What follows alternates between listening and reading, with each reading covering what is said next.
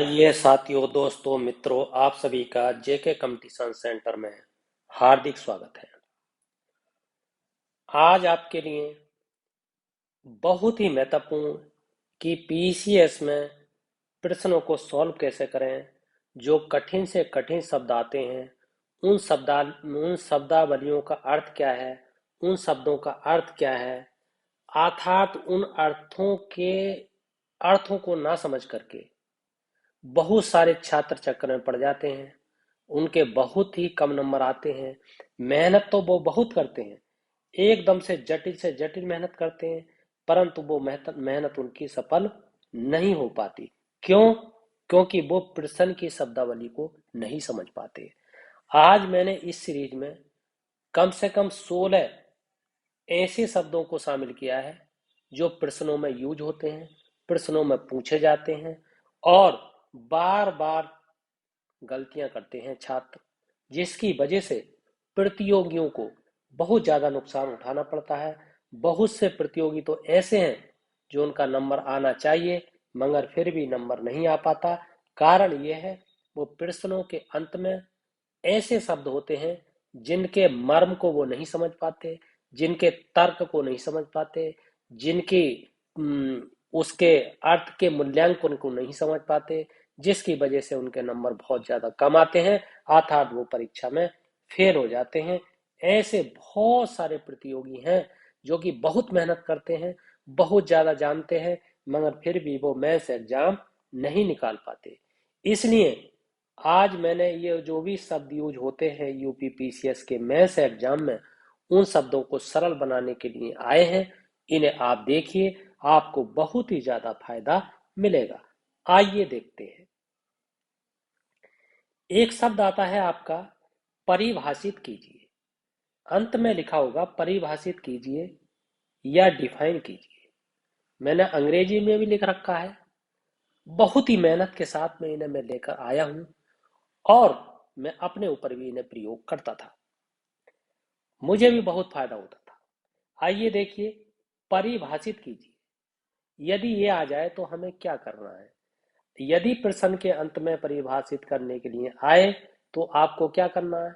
जो सटीक शब्द हैं आपके, सटीक शब्दों के माध्यम से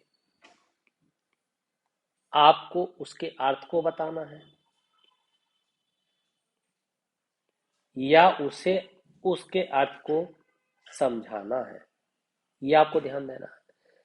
परिभाषा जो होनी चाहिए वो समस्याओं के समाधान पर होनी चाहिए। जो परिभाषा होगी वो ऐसी होगी कि उससे समस्या का समाधान हो, हल हो, तर्क सिद्ध हो, मर्म को समझाती हो। ये आपको ध्यान देना है। इन बातों पर परिभाषा आपको लिखनी है। यदि इन बातों के आधार पर परिभाषा लिखते हैं तो आपको जो 10 नंबर का प्रश्न होता है उसमें आपके 8 नंबर आएंगे, 9 नंबर भी आ सकते हैं, 7-8 नंबर से किसी भी कीमत पर कम नहीं आएंगे। यदि 7-8 नंबर आपके आते हैं तो आपको एसडीएम जैसी पोस्ट से बनने से कोई नहीं रोक सकता। इसलिए इसको समझना बहुत सही तरीके से है। आगे क्या हो सकता है, एक तो ये है। आगे अगला है आपका वर्णन कीजिए, डेस्क्राइब कीजिए। तो इसमें क्या करना है आपको। यदि वर्णन करने के लिए है तो जो संदर्भ दिया होगा, जो संदर्भ दिया होगा या विषय दिया होगा या तर्क दिया होगा या कोई भी टिप्पणी दी होगी, उसका करना क्या है आपको। उसमें आपको विस्तृत विवरण प्रस्तुत करना है। विस्तृत यानी लंबा विवरण प्रस्तुत करना है। और उस विवरण के आपको क्या करना है, वो विवरण क्यों घटित हुआ, कैसे घटित हुआ, कब घटित हुआ, इस तरीके से आपको उसका क्रम से मूल्यांकन करते चले जाना है। उसके संदर्भ को प्रस्तुत करते चले जाना है। ताकि परीक्षक जांचने वाला अधिक से अधिक नंबर उस पर देकर जाएगा। यदि आप इस तरीके से प्रश्नों को लिखेंगे, उसके उत्तरों को लिखेंगे, क्रमबद्ध लिखेंगे, उसके मर्म को समझेंगे, तो आपको ज्यादा से ज्यादा नंबर आपको मिलेंगे। आइए अगला देखते हैं, अगला क्या है।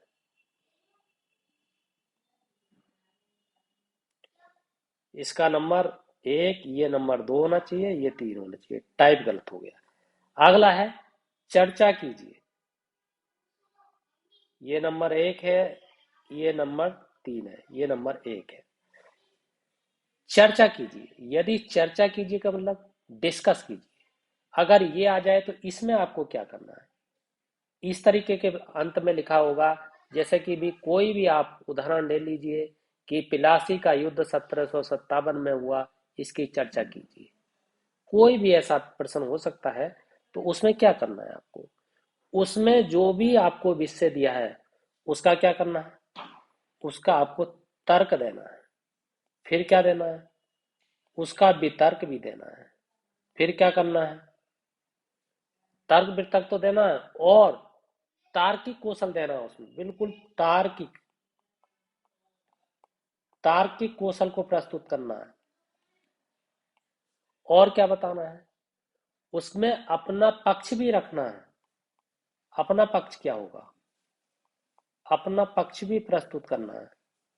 और आपको क्या करना है, अपना पक्ष प्रस्तुत करते हुए आपको उसमें अपने साक्ष्य भी प्रस्तुत करने हैं।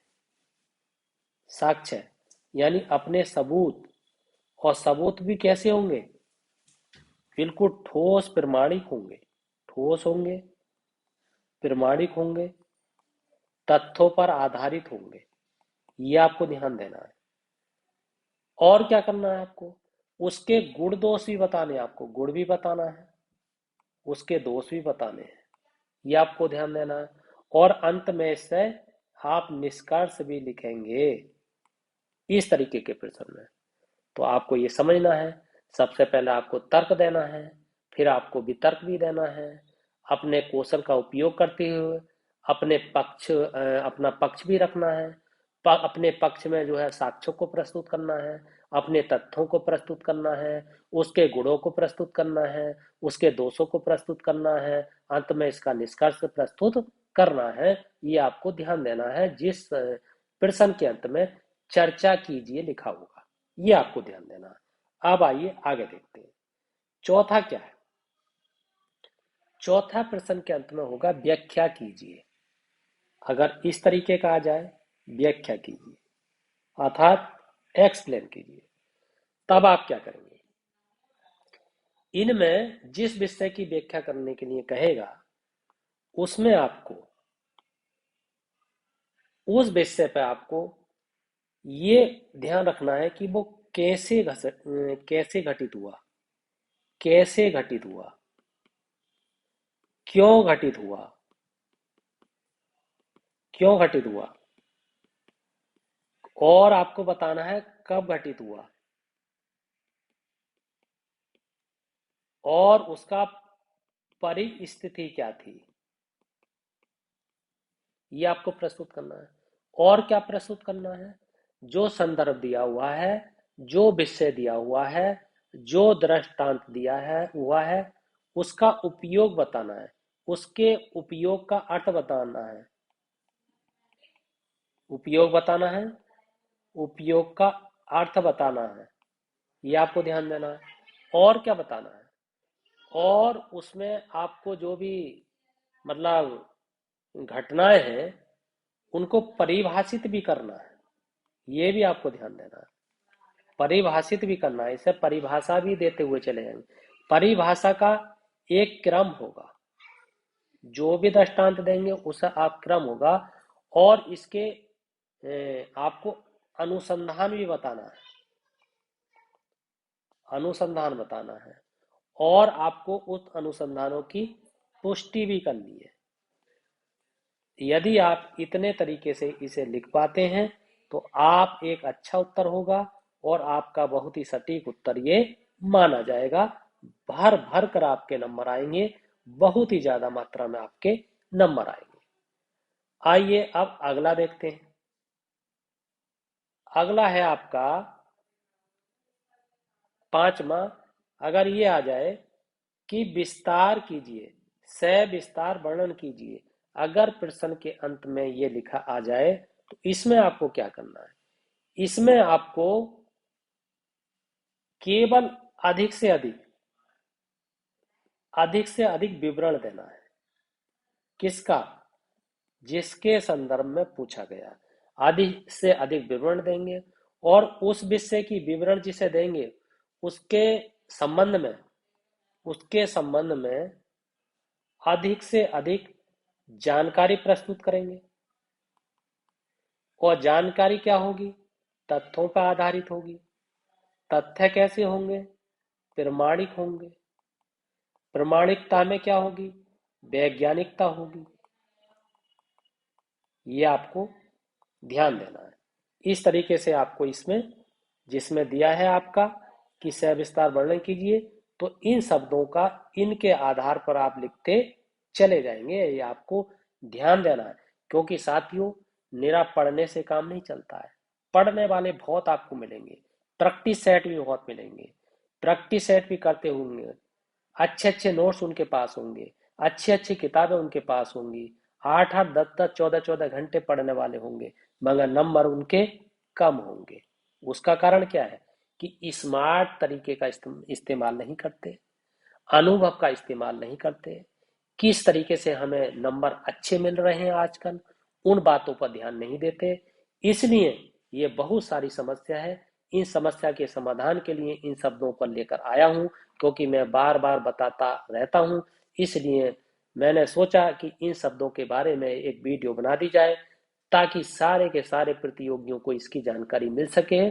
और जो नए पीसीएस की तैयारी में लगे हुए हैं, जो बच्चे नए इंटर बीएससी बीए करके आ रहे हैं, उनके लिए बहुत ही महत्वपूर्ण मौका है ये। इसे अभी से समझ जाइए। 4 4 बार 5 5 बार फेल होने के बाद में बात समझ में आती है, और जब तक उम्र काफी हो जाती है। तो इसलिए अभी से इसे समझिए, आपकी सफलता में 4 चांद लग जाएंगे और आपके सफल होने की उम्मीद 100% हो जाएगी। आइए आगे देखते हैं। अगला आपका छठा है, दृष्टांत प्रस्तुत करते हुए समझाइए। ये अगर आए कि दृष्टांत प्रस्तुत करते हुए समझाइए, तो आपको क्या करना है? इसमें क्या करना है? ये दृष्टांत का मतलब क्या है? पहले तो इसका अर्थ समझ लीजिए कि इसका अर्थ क्या है। इसका मतलब है कि व्याख्या कीजिए। ये व्याख्या करने के लिए मांग रहा है, व्याख्या करना। अब व्याख्या करनी है। इसमें आपको क्या करना है? जो भी सब्जेक्ट दिया है उसके कार्य को समझाना है, उसके कारण को समझाना है। और क्या ध्यान? और आपको स्पष्टीकरण बताना है, उसका स्पष्टीकरण बताना है। और क्या करना है?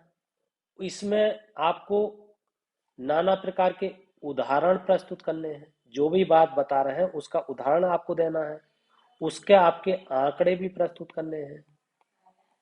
केवल आपके ये 1 2 3 4 5 6 तरीके ही इसमें लिखे जाते हैं। 6 तरीके से आप इस तरीके के प्रश्न के उत्तर को लिखते हैं, तो आप में ज्यादा से ज्यादा आपके नंबर आने की संभावना रहती है।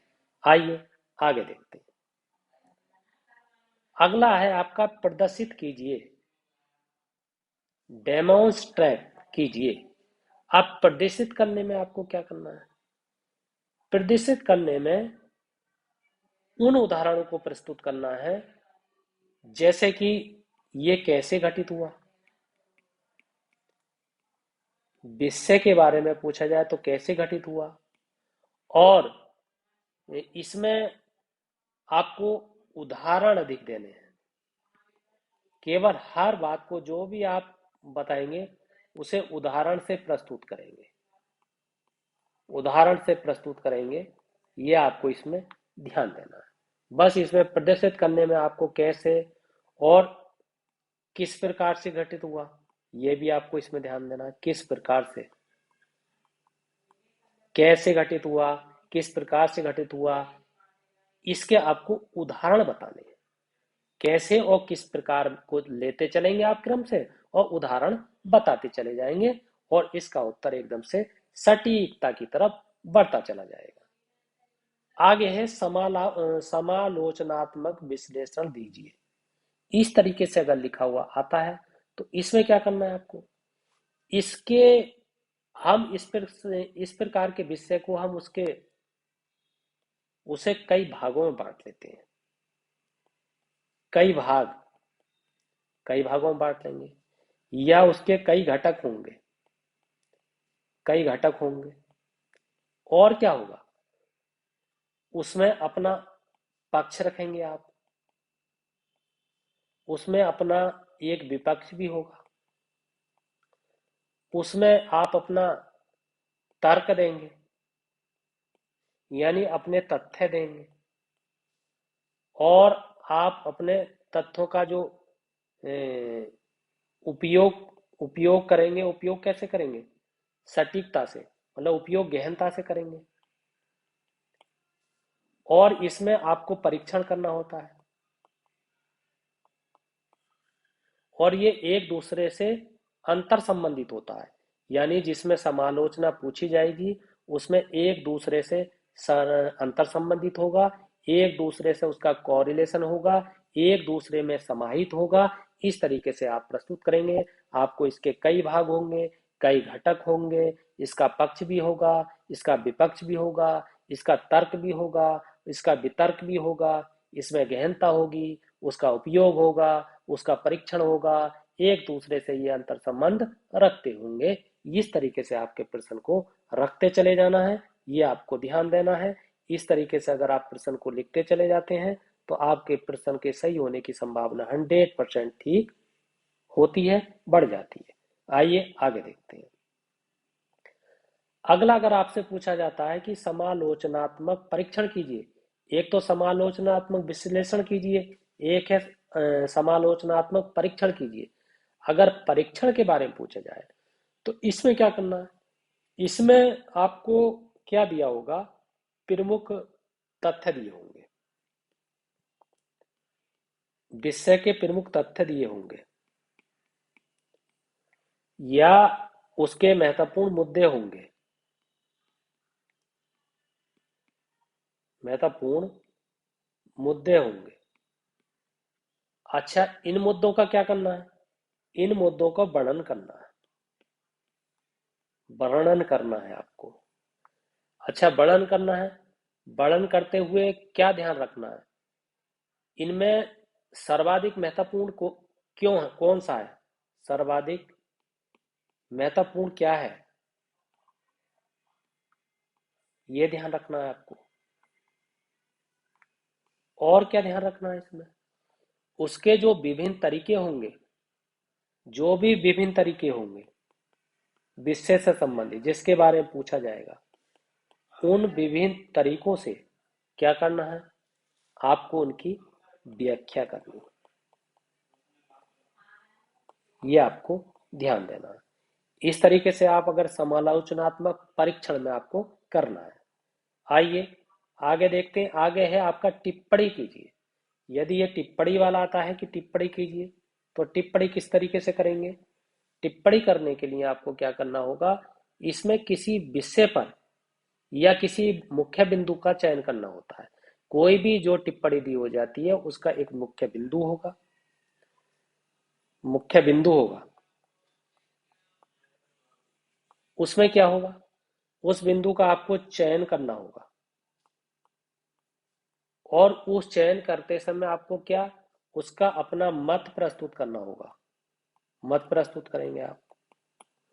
और मत प्रस्तुत करते हुए जो व्यापक मतलब व्यापक साक्ष्य होंगे, उसके तर्क के संदर्भ संदर्भ का उपयोग करते समय अपने जो पक्ष है उसको मजबूती से रखेंगे आप, ये आपको ध्यान देना है। केवल टिप्पणी में आपको क्या करना है, टिप्पणी में किसी विषय पर, किसी मुद्दे पर अपना मत प्रस्तुत करना होता है, उसमें अपने शोध प्रस्तुत करने होते हैं, उसमें अपने व्यापक जो है धारणा प्रस्तुत करनी होती है, व्यापक पठन प्रस्तुत करना होता है, व्यापक प्रासंगिक साक्ष्य प्रस्तुत करने होते हैं, उसमें अपना तर्क प्रस्तुत करना होता है, तर्क के संदर्भ का उपयोग प्रस्तुत करना होता है, उसमें अपने मत को मजबूती से रखना होता है, जो लास्ट में एक तरीके से निष्कर्ष आता है। ये आपको ध्यान देना है। आइए आगे देखते हैं। 11वां होता है विवरण प्रस्तुत कीजिए। वो लिखा हुआ होता है आपके प्रश्न के अंत में कि विवरण प्रस्तुत कीजिए। अगर इसमें आए तो इसमें विवरण में क्या करेंगे, कैसे करेंगे। विवरण जब प्रस्तुत होगा तो उस विवरण का आप क्या बताएंगे, कारण बताएंगे। सबसे पहले बताएंगे आप कारण, ये आप ध्यान रखेंगे। और क्या होगा, कारण बताएंगे, और कारण के साथ आपको क्या हो, भ्रमित नहीं होना है, ये आपको ध्यान देना है।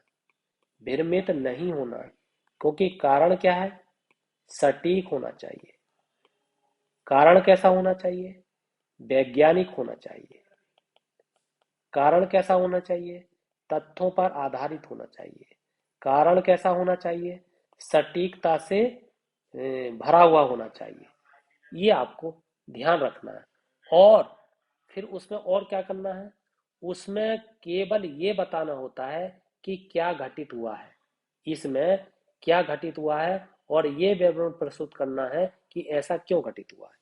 मतलब क्या घटित हुआ है ये बताना होता है ऐसे प्रश्नों के उत्तर में, और ये बताना होता है कि ये घटित हुआ क्यों है, ये बताना होता है। इसमें आपको ये ध्यान रखेंगे। अगला 12वां है आपका, अगर किसी प्रश्न में आता है ये किस सीमा तक, मतलब इसमें पूछा जाता है किस सीमा तक, इसका मतलब ये होता है कि ये बात किस सीमा तक सही है। कोई प्रश्न दिया होगा और उसमें पूछा जाएगा ये बात किस सीमा तक, तो ऐसे प्रश्नों में आपको क्या होना है, अपना इसमें तर्क प्रस्तुत करना होता है। तर्क, अपना तर्क प्रस्तुत करना होता है, क्योंकि अपने तर्क से ये बताएंगे आप कि ये किस सीमा तक सही है। और तर्क प्रस्तुत करने के लिए आपको अपने अपने नहीं बल्कि विषय से जुड़े साक्ष्य प्रस्तुत करने होते हैं। साक्ष्य का मतलब क्या है, तथ्य प्रस्तुत करने होते हैं। तथ्य का मतलब क्या है, सबूत प्रस्तुत करने होते हैं। सबूत प्रस्तुत करेंगे, और क्या करेंगे आप, उन सबूतों का गहन मूल्यांकन करेंगे। गहन मूल्यांकन, गहन मूल्यांकन करेंगे। और जो वैकल्पिक स्पष्टीकरण मौजूद हो उसका भी अन्वेषण करेंगे। ये भी आपको ध्यान रखना है, अन्वेषण करेंगे। इतने चीजों का प्रश्न का उत्तर आप किस सीमा तक वाले प्रश्न के उत्तर में लिखेंगे। आइए आगे देखते हैं। अगला है आपका आकलन कीजिए।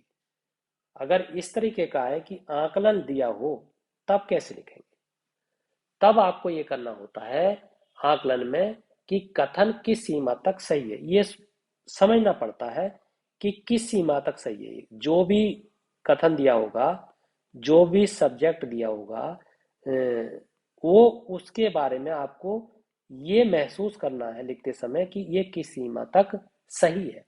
फिर क्या करना है, जिस सीमा तक सही है उसी सीमा तक आपको क्या करना है, उसका अनुसंधान करना है। और अनुसंधान का क्या करना है, अनुसंधान को आपको उदाहरण प्रस्तुत करना है,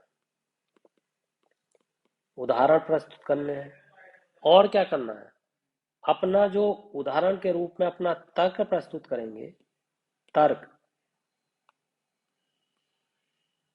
मतलब अपना जो तर्क प्रस्तुत करेंगे, उस तर्क में क्या है, उस तर्क में प्रस्तुत करते समय अपने उत्तर का जो है आप मूल्यांकन करेंगे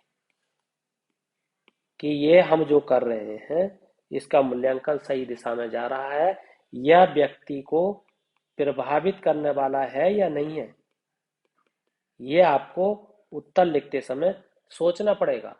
और इसमें अपने इसमें जो है जो भी विषय दिया होता है उसकी कमियों को भी प्रस्तुत करना होता है, उसकी कमियों को भी प्रस्तुत करना होता है, उसके विपरीत पक्ष को भी प्रस्तुत करना होता है। ये आपको ध्यान देना है।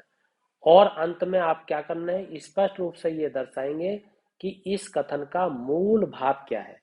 मूल भाव क्या है, मूल भाव, मूल भाव क्या है, और बताएंगे आप इससे सहमत, आप इससे किस सीमा तक सहमत है।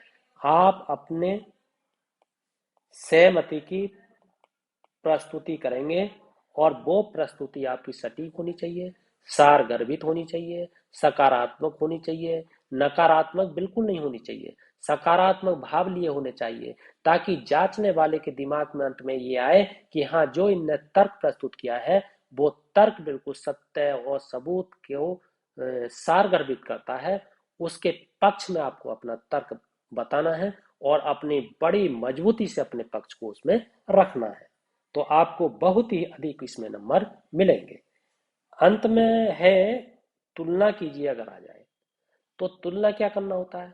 तुलना जब आप करेंगे तो दो घटनाएं दी होंगी, दो घटनाएं दी होंगी उसमें, दो घटनाएं, ये आपको ध्यान देना है।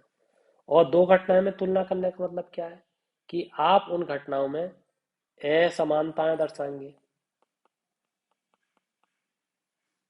मतलब असमानता दिखाएंगे, मतलब भिन्नता दर्शाएंगे आप, भिन्नता है, मतलब कहना है मतलब आप अंतर करेंगे,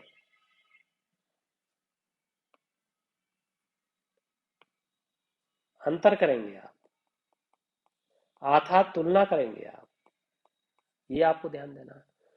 और क्या करेंगे, और तुलना जो करेंगे वो ये तुलना करते समय असमानताएं भिन्नताएं, समानता भी बताएंगे आप, समानताएं भी बताएंगे आप, और समानताएं जो है वो अधिक महत्वपूर्ण हो, ये आपको ध्यान देना है। आइए आगे देखते हैं, और ये अंतिम है, ये 16 टाइप है। अगर 16 टाइप को आप समझ जाते हैं तो बहुत ही, अब आएगा भिन्नताएं दर्शाइए। यदि किसी प्रश्न के अंत में यह आता है कि भिन्नताएं दर्शाइए, तो इसमें क्या करना है, ये तुलना करने के समान ही है। इसमें भी क्या होगा, दो घटनाएं होंगी या दो परिघटनाएं होंगी, उनके मध्य असमानताओं को दर्शाना है। यानी इसमें क्या होगा, केवल भिन्नता का मतलब है असमानताओं को दर्शाना, असमानताओं को दर्शाएंगे आप।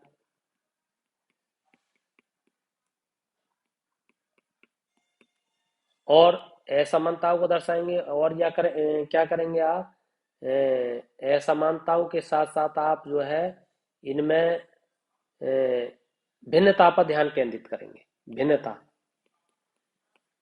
भिन्नता पर ध्यान केंद्रित करेंगे। और क्या करेंगे, अपने मतभेदों को इंगित जो करेंगे वो विशेष रूप से महत्वपूर्ण होने चाहिए, ये इस प्रश्न के उत्तर में आपको दिखाना होगा। इन चीजों पर आप ध्यान देंगे। अगला है और अंतिम है, समालोचनात्मक मूल्यांकन कीजिए। अब इस तरीके का अगर प्रश्न है तो उसमें क्या करना है, इसमें जो किसी कोई भी विषय होगा उसके संबंध में या उसके वक्तव्य में, मतलब कोई निष्कर्ष कितना सही है, वो निष्कर्ष के बारे में पूछता है। यानी निष्कर्ष, इसका मतलब होता है कि वो ये पूछने चाह रहा है कि निष्कर्ष कितना सही है और उस निष्कर्ष से आप किस सीमा तक सहमत है, ये आपको ध्यान देना है, किस सीमा तक सहमत है। और क्या होगा इसमें, इस संबंध में अपना मत, आपको अपना मत प्रस्तुत करना होता है, मतलब प्रश्न का उत्तर लिखते समय अपने मत पर 75% आपको ध्यान देना है। और इसमें क्या है, जो सबूत है, मतलब जो साक्ष्य है, वो साक्ष्य